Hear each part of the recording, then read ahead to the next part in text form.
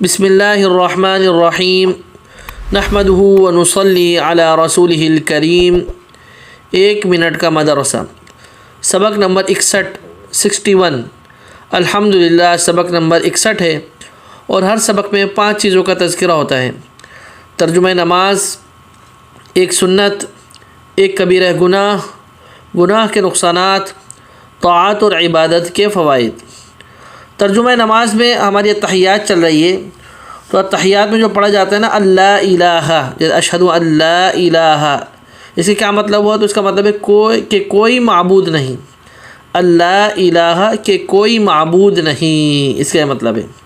ایک سنت، کل عورتوں کی نماز کے طریقے کا یہ فرق بیان ہوا۔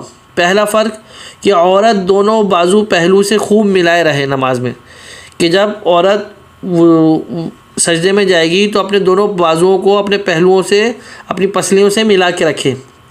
دوسری سنت کہ دونوں پیر کے ٹخنے بالکل ملا دے، یعنی جب سجدے میں عورت ہوگی تو دونوں پیر کے ٹخنے کو جو ہے ملا کے رکھے گی وہ سجدے میں، یعنی پاؤں ملے ہوئے ہوں، ٹخنے ملے ہوں۔ اور آج کا سبق سنت نمبر 3 کہ سجدے میں عورت پاؤں کھڑے نہ کرے۔ مرد حضرات تو سجدے میں پاؤں کھڑے رکھتے ہیں نا، انگلیوں پر کھڑے کر لیتے ہیں، لیکن عورتیں ایسے نہ کریں، بلکہ داہنی طرف کو نکال دے، پاؤں کو لٹا کے اور سیدھی طرف کو، پاؤں کے رخ انگلیوں کا سیدھی طرف کو کر لے، یہ طریقہ کار ہے۔ ایک کبیرہ گناہ، بڑے بڑے گناہ جن پر سخت عذاب کی وعید آئی ہیں، ان میں سے ایک بڑا گناہ ہے کہ اللہ تعالیٰ کا کوئی فرض جیسے نماز، روزہ، حج، زکوٰۃ چھوڑ دینا۔ اللہ نے جو چیزیں فرض کی ہیں ان میں نماز ہے، روزہ ہے، زکوٰۃ ہے، حج ہے، ان کو چھوڑ دینا یہ بھی کبیرہ گناہ ہے، سخت گناہ ہے، سخت عذاب کی وعید ہے۔ اکثر لوگ اس سے جو ہے نا بالکل جو ہے نا لاپرواہ ہیں، کوئی فکر نہیں ہے نماز کی، نماز پڑھتے ہیں تو زکوٰۃ کی فکر نہیں ہے، نماز بھی پڑھنا ہے، زکوٰۃ بھی دیں، روزے بھی رکھ رہے ہیں تو حج کی فکر نہیں ہے، حج کی بھی فکر کریں، اگر حج فرض ہو گیا تو اس کو ادا کرنے کی کوشش کریں۔ اللہ پاک ہمیں تمام فرائض ادا کرنے کی توفیق عطا فرمائے۔ گناہ کے نقصانات، گناہ کرنے سے آدمی فرشتوں کی دعا سے محروم ہو جاتا ہے۔ فرشتے ان مومنین کے لیے دعائیں مغفرت کرتے ہیں جو اللہ تعالیٰ کے بتائے ہوئے راستے پر چلتے ہیں۔ بس جس نے گناہ کر کے وہ راہ چھوڑ دی، وہ اس دولت کے کہاں مستحق رہا۔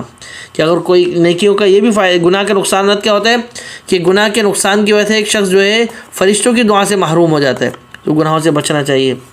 طاعت اور عبادت کے فوائد، بعض مالی عبادت سے، مالی یعنی مال خرچ کرنے، اب مالی کوئی بھی کس طریقے سے بھی ہو مال خرچ کرنے کی، تو مالی عبادت سے اللہ تعالیٰ کا غصہ بجھتا ہے اور بری حالت پر موت نہیں آتی، بری حالت پر موت نہیں آتی۔ حدیث پاک میں ہے کہ صدقہ پروردگار کے غصے کو بجھاتا ہے اور بری موت سے بچاتا ہے۔ اگر کوئی شخص چاہتا ہے کہ میرا خاتمہ بالخیر ہو اور بری موت سے، یعنی ایسا مرنے سے میں بچوں جو برا ہو، اس سے یہی طریقہ ہے اختیار کرے کہ زیادہ سے زیادہ صدقہ کرے، زیادہ سے زیادہ صدقہ کرے، اللہ کے راستے میں خرچ کرے، غریبوں کی مدد کرے، اس سے کہ انسان جو ہے نا بری موت سے بچے گا۔ اللہ پاک ان باتوں کو ہمیں سمجھنے اور عمل کرنے کی توفیق عطا فرمائے۔ وآخر دعوانا ان الحمد للہ رب العالمین۔